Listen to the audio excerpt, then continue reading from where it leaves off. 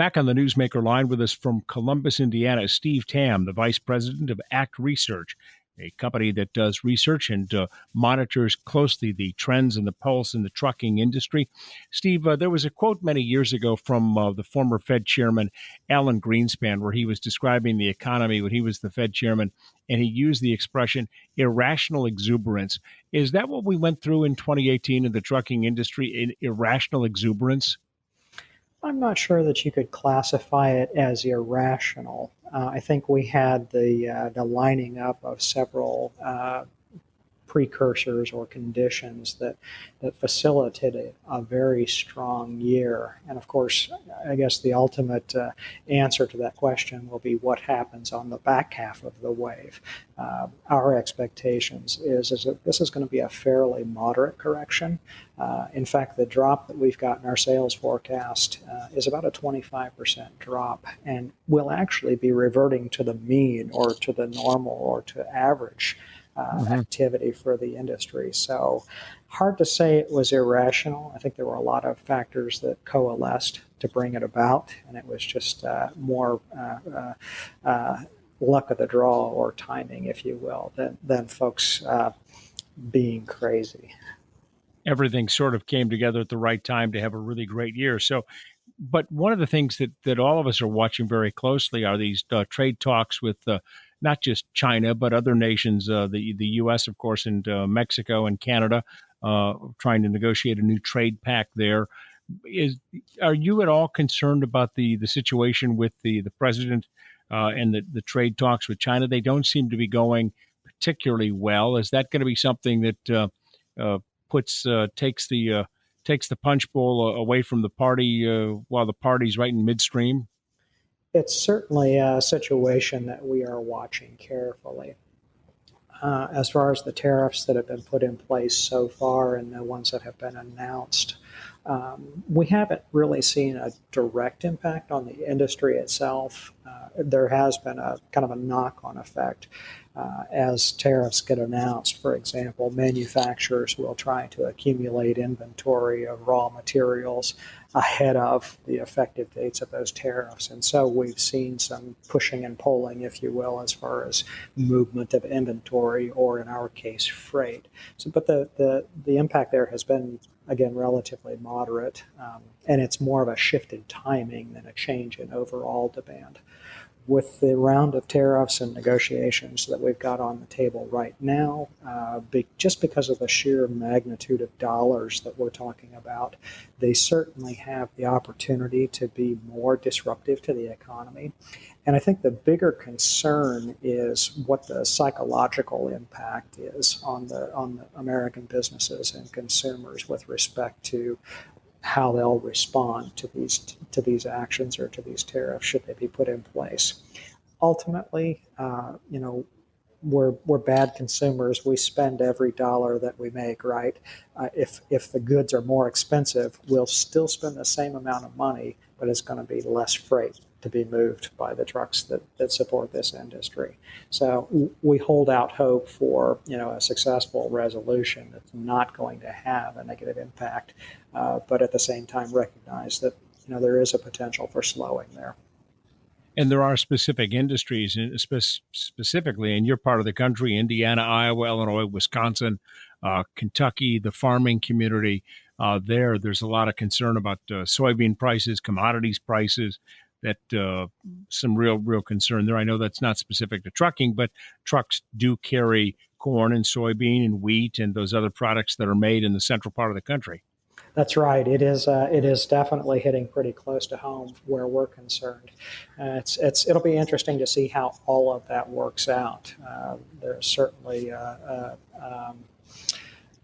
very complex network that's in place that supplies those commodities to the Chinese market, and I don't know, their demand is not going to go away either. So somehow they're going to have to get access to those crops, and ultimately, that probably means changing logistics patterns, which actually is probably going to lead to some inefficiency and some higher prices. But either way, I think it's if we can't get it resolved, it's not going to be not as favorable for the farmers or the manufacturers or whoever those suppliers are going to be. Steve, I want to just bring up in the remaining moments that we have two particular topics. They are related to each other in an unusual way, and it concerns the availability of drivers and what some say is a driver shortage in the trucking industry, and also the topic of autonomous and semi-autonomous vehicles, because that does tie into that as well. Uh, in your opinion, does the industry have a driver shortage, or is it more of a shortage in the amount of money that drivers are bringing home every time they get their paychecks? That's an interesting question. We tend to be a little bit, I think, contrary in our view of the driver situation. While we fully concede that it is more difficult than it has ever been, and also more expensive to attract and recruit and retain drivers, we believe that issue stems largely from compensation issues in the industry.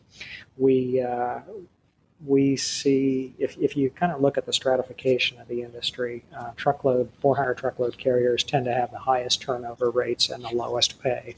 Mm-hmm. Less than truckload, for-hire carriers and private fleets tend to have the lowest turnover rates in the industry, but the highest pay. So we've got data staring us in the face that says there is some relationship, some correlation between the compensation and the success or struggle, I guess, of the industry.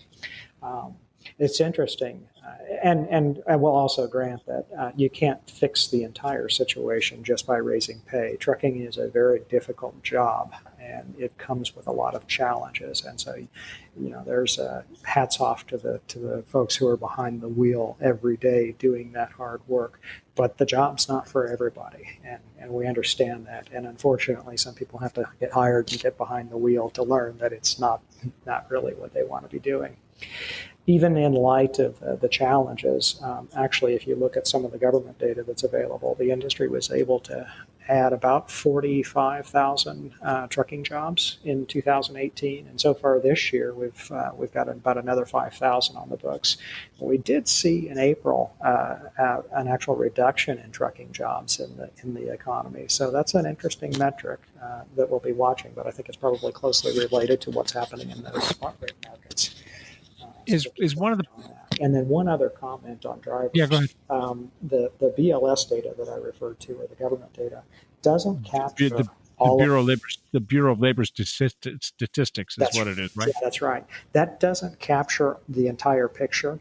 Those private fleets that I mentioned, if you're a driver for a private fleet like Coca-Cola or Walmart, you get counted, your job gets counted in the retail industry that you're participating in. So we don't have visibility.